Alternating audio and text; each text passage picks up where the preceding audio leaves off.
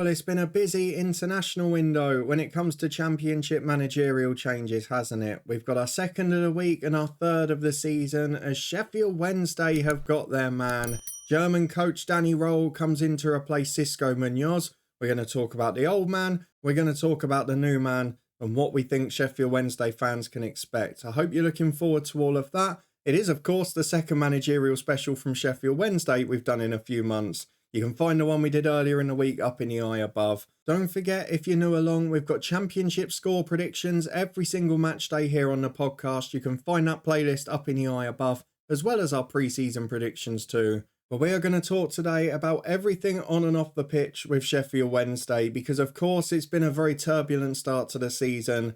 But I'm going to whisper it quietly here. This could be a bit of a masterstroke. We'll talk about why in a moment.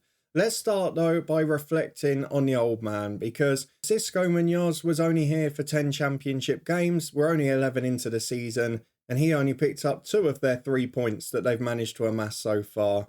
A very disappointing start, but it wasn't all Xisco's fault, was it? As we've said before, it's been a turbulent summer at Sheffield Wednesday.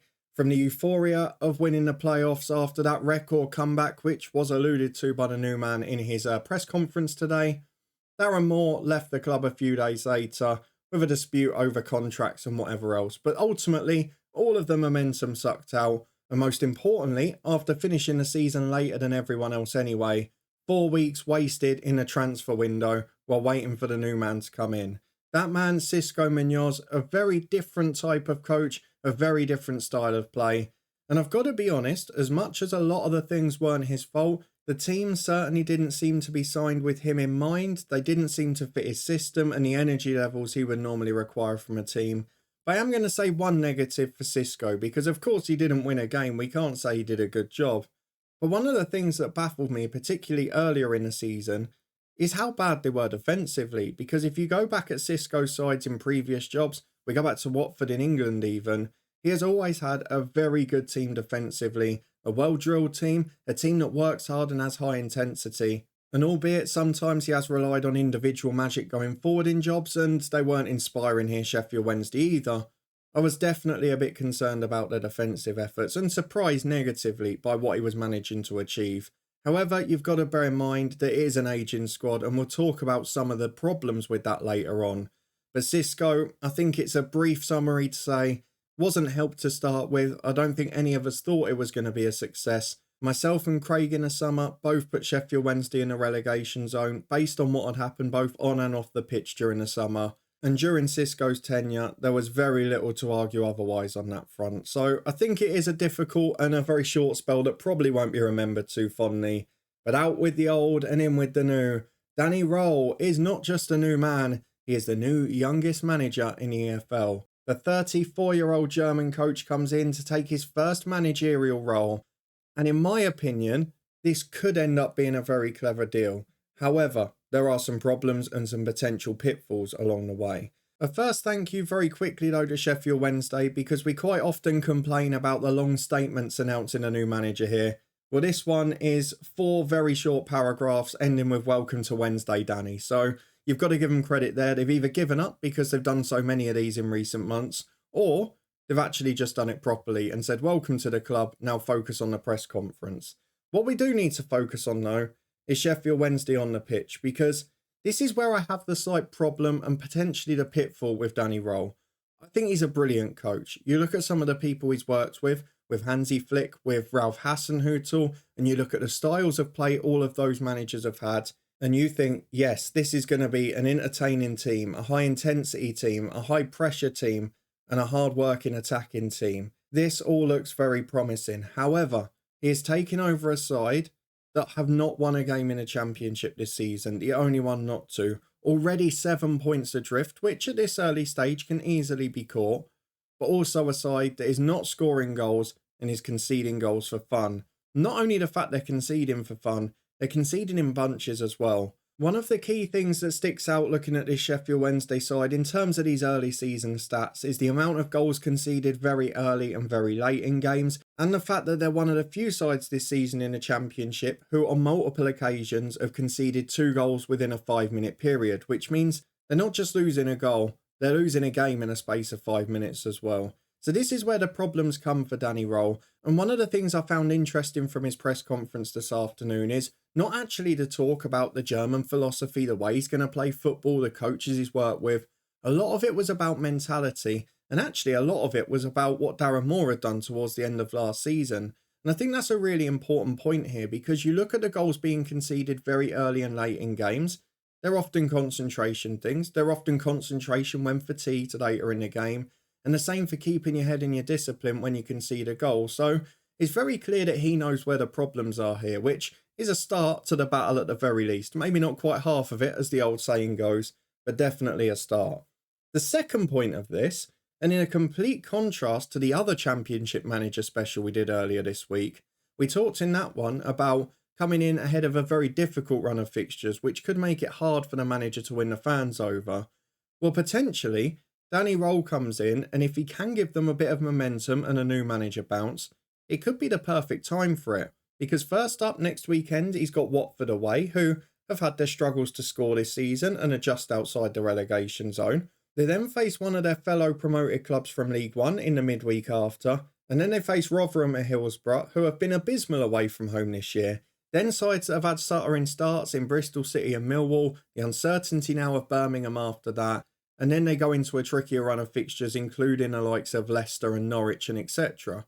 But those first few games are a real opportunity for Danny Rohl if he can get a bit of a bounce against sides where they may be able to pick up points in the short term, just on the basis of lifting the mentality at the club and maybe being a bit more aggressive, attacking and giving a bit of a licence to players, rather than trying to stay in a structured shape with an ageing team that possibly isn't going to have the legs to do it for 90 minutes, as we've seen at times this season. So there is a positive there with someone who is clearly a very good coach, but I have to go back to my club Luton Town here to talk about the next potential pitfall, because we had a very similar situation in a way when we had a manager in called Graham Jones, who of course now is an assistant at Newcastle and doing incredibly well, has been a very good and successful assistant manager at various levels of the game.